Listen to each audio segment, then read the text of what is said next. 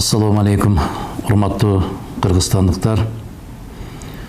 Бүгүнкү сиздерге айтар ой, мындайча айтканда кайрылуу, биздин өлкөбүздүн тагдыр чечүүчү маселесине арналмакчы.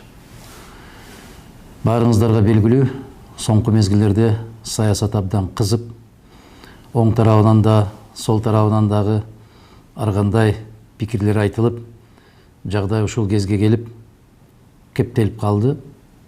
Ол жогорку кеңешке шайлоолор жөнүндө сөздөр аябай кызып атат.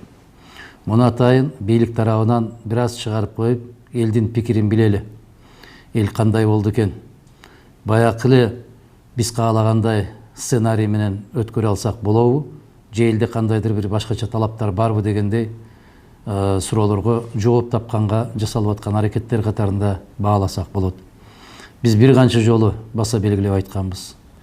Кыргыз Республикасында эгерде биз келечегибизди ойлогон, биз башка мамлекеттерге тең ата боло турган өлкө курабыз десек, кылдай кыйшайбай мыйзамдуулукту бекем кармашыбыз керек, мамлекеттүүлүктү түптөшүбүз керек, күчтөндүрүшүбүз керек, элдин биримдигин бекемдешибиз керек деген сыяктуу пикирлер айтылып келген.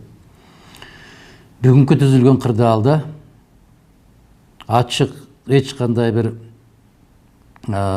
кагазга боробой айтканда, бүгүнкү жагдай мамлекеттүүлүк деген ошол кагаз жүзүндө калып, чыныгы турмушта мамлекеттүүлүктүн жытыда калбай баратканын баарыңыздар сезип турсаңыздар керек.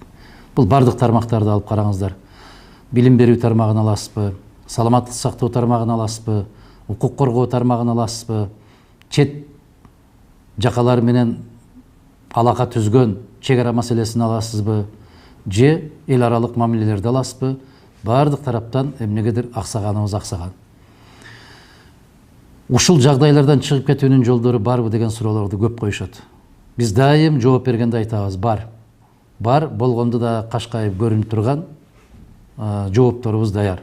Ал мамлекеттүүлүктү түптөш керек, анын түбү эл мамлекет качан күчтүү болот? Ошол эл мамлекеттик бийликтерге, мамлекеттик бийлик структураларына ишенгенде.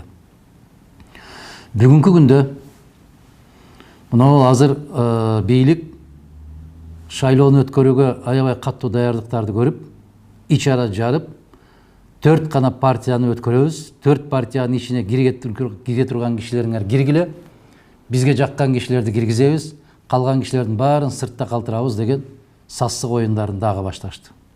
Бул бекемделип келген. Ошондуктан биринчи бийликтин тизмесине киребиз деген партиялар шаша-буша өзлөрүнүн курултайын өткөргөнгө да жетишишти. Эч кимге сыр эмес, массалык маалымат каражаттарында, социалдык тармактарда таралып жатат. Ошол биринчи ондукка канча миллион төгүш керек, көк кагаз менен, экинчи ондукка канча миллион төгүш керек, үчүнчү ондукка канча 100 миңдер төгүш керек экендиги жөнүндө. Урматтуу кыргызстандыктар, мен сиздерге кайрылып атканымдын бир жөнү, бүгүнкү күндө сөздүн эч кандай жаап жашырбай айтканда, Кыргызстанды сактап калуу коркунуч турат. Бул кандай коркунуч?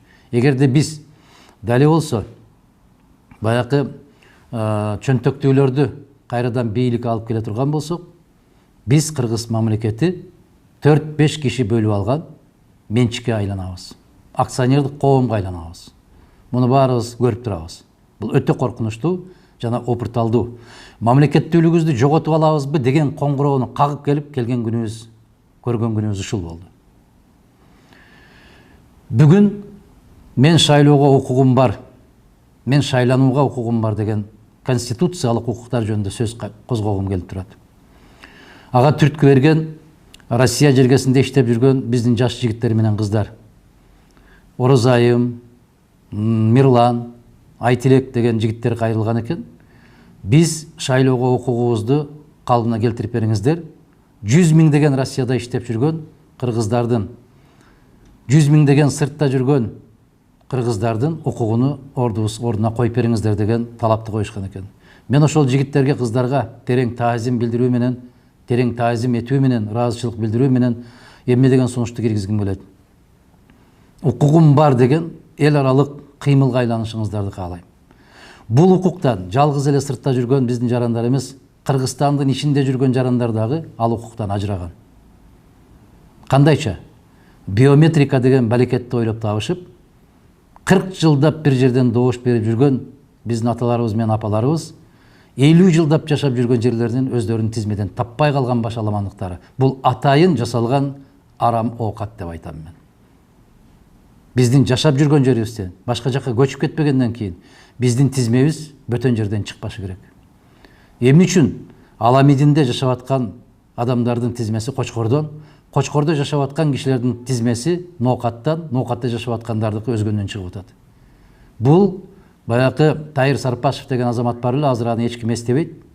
Мына ушул арамдык менен ушул бийлик каалаган кишибизди каалаган саныбыз менен өткөрөбүз деген аракеттердин аркасында болуп келген. Конституцияда бекем жазылып турат. Кыргыз Республикасынын жарандары шайлоого жана шайланууга укугу бар деп. А биз Африкада жашап атабызбы, иштеп жүрөбүзбү, тишибиздин кирин соруп Сибирде жүрөбүзбү? Кыргыз Республикасынын жараныбыз. Демек биздин конституциялык укугубуз, биз туулганда берилген укук, ал укукту эч ким тартып ала албайт.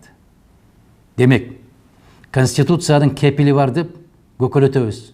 А ошол кепил болгон азамат ар бир кыргыз жаранынын ушул укугун ордуна коюп берүүсү керек. Борбордук шайлоо комиссиясы эгерде туура эмес иш-аракеттерди жасап аткан, биз ушул күнгө келгенибизге себепчилерди дайым саясатчылардан көрөбүз. Жок, саясатчылар сөзсүз түрдө күнөөлүү. Бирок ошол саясатчыларга колуна кол, бутуна бут болуп берген кимдер? Борбордук шайлоо комиссиясы, жергиликтүү комиссия шайлоо мүчөлөрү, ошол эле КТР, ЛТР жана дагы башка көптөгөн мамлекеттик телекомпаниялар. Биз жоопкерчиликти жалгыз бир кишиден сурай беребиз. Жоопкерчиликти бардыгыбыз чогуу сезишибиз керек. Биз кече эле бутуна бут, колуна кол болуп, үнүнө үн кошуп, көзүнө көз болуп, укпаган жерин угузуп келген мамлекеттик телерадио компаниялар, мамлекеттик басылмалар ушул коррупцияга малынып калган экен, коррупцияга батып кеткен экенбиз, сырттан келген карыздардын баарын бир кишинин чөнтөгүнө кетип калган экен деген жоопкерчиликтерди бүгүн сезишиңер керек. Сиздер жардам бергенсиздер ошого. Сиздер көмөк көрсөткөнсүздөр ошого. Мына ушул кемчиликтерин айталайын деген азаматтарды жакындатпайсыздар. Кемчиликтерин айталы деген азаматтарга туура эмес жолдо бараткандыгын айтып коебуз деген азаматтарды каралап, алардын үстүнөн не деген маалыматтарды жарыялап жүргөн сиздер. Сиздер дагы кошо жоопкерчиликти тартышыңыздар керек. Мындайча айтканда, биз кыргыз коомунда жашап аткандан кийин, Кыргыз Республикасында жашап аткан ар ким болсун, дыйканбы, чабанбы, соодагерби, курулушчубу, мугалимби, бардыгыбыз жоопкерчиликти бирдей тартышыбыз керек. Ушул күнгө келип калганыбызга биз күнөөлүүбүз. Биринчиден, интеллигенциянын ун чукпастан тескерисинче кол чаап, шатыра шатман колдоп берип отуруп ушул күнгө келтирдиңиздер. Экинчиден, туура эмес жүрүп атат, саясат туура болбой калды деген азаматтарды тепкиге алып, урду соккуга алып, өзүңөрчө мындай бир аксакал сымал болуп, туура жол көрсөткөн киши болуп, сылык сыпайы бир алакандай же болбосо бир томолок темирдин кулу болуп, бир сыйлыкка ээ болуп калабыз бекен, бир наам алып калабыз бекен деп ушул жерге, ушул күнгө калтырдыңыздар. Ойгонолу, ойлонолу. Мамлекеттүүлүк коркунучта турат. Эгерде бул шайлоолорду дагы сыртта жүргөн биздин миллиондогон жигиттерибизди, кыздарыбызды, жарандарыбызды конституциялык укугун тебелеп салып, силердин бизге керегиңер жок, акча салып турсаңар болду, үйдө калган ата-энеңерди баккыла, калган жагына кийлигишпегиле деген бийликтин бизге бир күндүк да кереги жок. Мен баарыңыздарга кайрылам, баарыңыздарды чакырам. Менин укугум бар деген эл аралык кыймылга айланалы.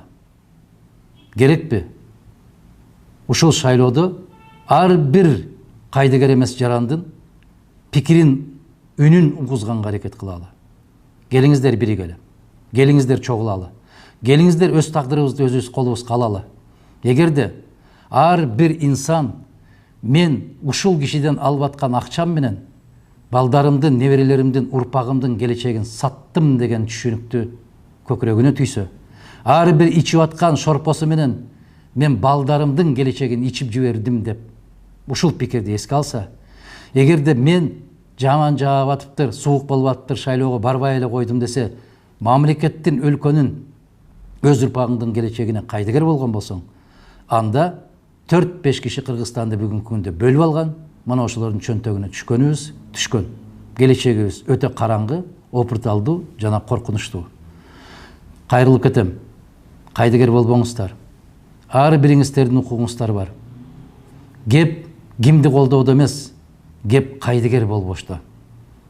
Өткөндөрдөн бир акылман киши айткан экен. Кылмыштуулук аябай көп сандаган. Бирок ошол кылмыштуулуктун эң чоң кылмыштуусу, кылмышкери бул кайдыгер инсан деп. Өз келечегиңе, өз урпагыңа, өз балдарыңдын келечегине кайдыгер болгон болсоң, анда кылмышкербиз деп биз өзүбүз мойнубузга алышыбыз керек. Чындыгына биздин өзүбүздүн жеке кызыкчылыгыбыз болбосо, көп деле коомдук мамлекеттик иштерге аралаша бербейбиз. Келиңиздер, кайдыгерликти токтотолу, жан баштап жатканды токтотолу, өз келечегибизди өзүбүздүн колубузга алалы, өз тагдырыбызды өзүбүз чечели.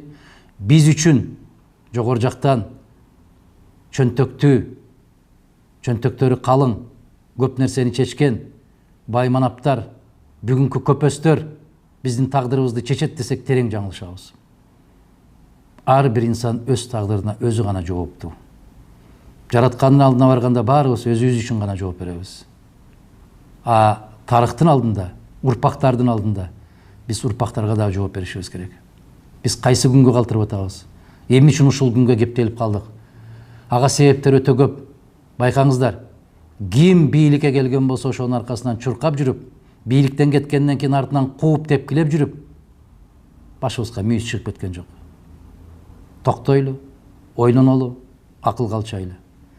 Мен бийликтен талап кылам. Ар бир кыргыз жараны жүргөн жерге шайлоо тилкесин ачууга милдеттүүсүңөр.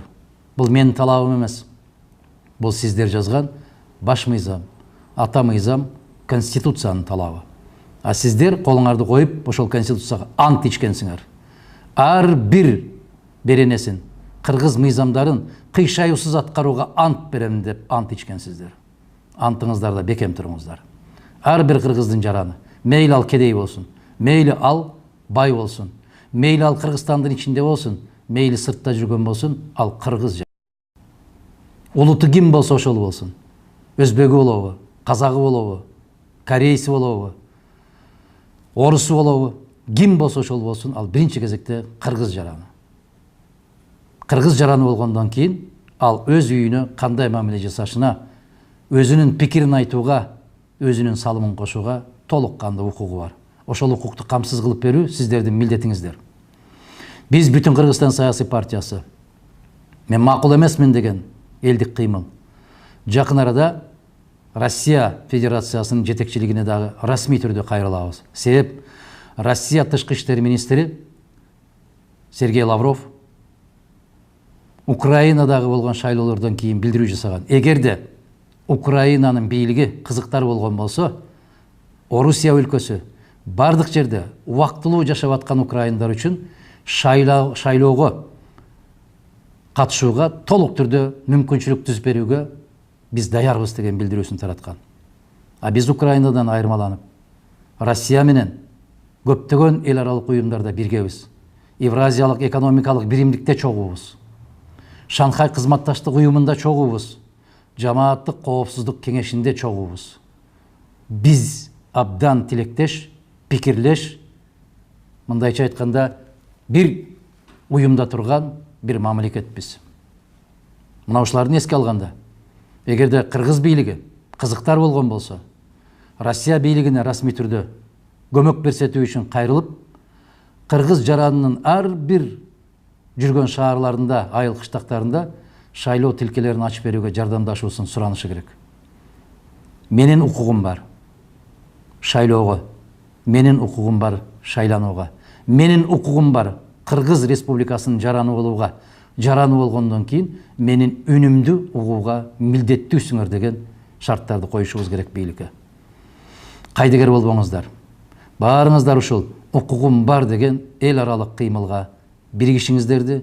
Мына ушул кыймыл аркылуу Кыргызстанды өзгөртүүгө, Кыргызстанды жаңы бир жүзгө бурууга салымыңыздарды кошосуздар деген үмүттөмүн.